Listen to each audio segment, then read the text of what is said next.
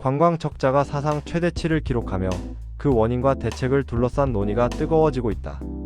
전문가들은 해외여행 수요 폭증, 국내 여행 경쟁력 약화, 외국인 관광객 소비 감소가 복합적으로 얽힌 구조적 적자라고 진단한다.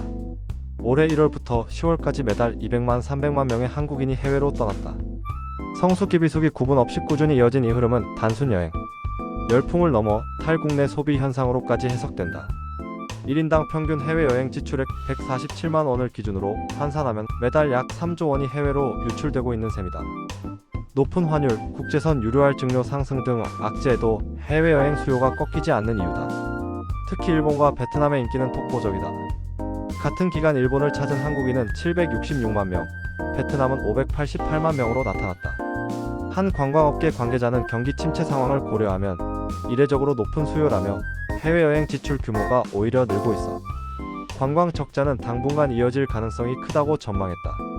업계는 국내 여행 경쟁력 저하를 주요 원인 중 하나로 지목한다. 물가 상승으로 체감 비용이 상승한 데다 콘텐츠 다양성 부족, 특정 지역 중심의 관광 구조도 한계로 지적된다. 한국경제인협회 조사에 따르면 국내 여행 만족도는 평균 8.3점으로 해외여행 8.7점보다 낮았고 국내 여행 1인당 지출도 평균 54만 3천 원으로 해외여행의 3분의 1 수준에 그쳤다. 국내 관광지에서의 소비 여력이 자연스럽게 줄어드는 구조다.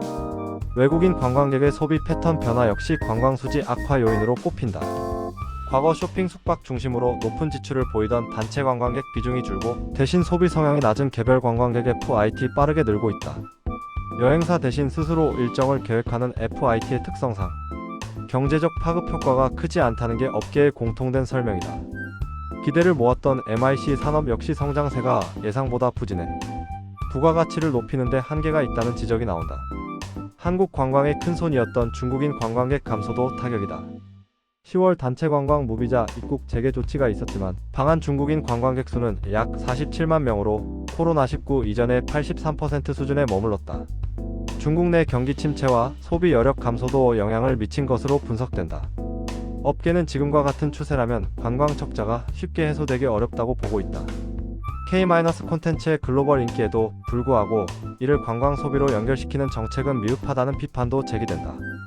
관광 수요가 낮은 지역에서 소비를 확대할 수 있는 전략, 지역 기반 콘텐츠 강화 등이 시급하다는 지적이다. 실제로 지난 8월 정부가 내놓은 국정과제에 관광 분야 지역 지원책이 빠지고 양적 목표 제시 수준에 그쳤다는 비판이 잇따른다. 최근에는 출국세 출국 납부금 인상 논의도 다시 부상하고 있다. 1997년 도입 당시 1만 원이었던 출국세는 단 한 차례도 인상되지 않았고 오히려 지난해 7천 원으로 인하됐다. 문화체육관광부는 이 추세가 이어질 경우 2030년 관광진흥계 발기금 적자가 1조 원을 넘을 것으로 내다보고 있다. 출국세 인상을 통해 기금 확충과 국내 관광 환경 개선 재원을 마련해야 한다는 주장에 힘이 실리는 대목이다. 관광업계 관계자는 외국인 관광객 수가 역대 최고 수준을 기록하는데도 관광 적자가 해소되지 않는 이유는 국내 여행 선호도 하락과 해외여행 소비 증가만이 아니다라며 그동안 숫자 증가에만 치우친 관광 정책의 고질적 문제도 함께 작용한 결과라고 지적했다. 그는 진정한 회복을 위해서는 단순한 방문객 수 확대보다 국내 소비를 끌어올릴 수 있는 질적 정책 전환이 필요하다고 강조했다.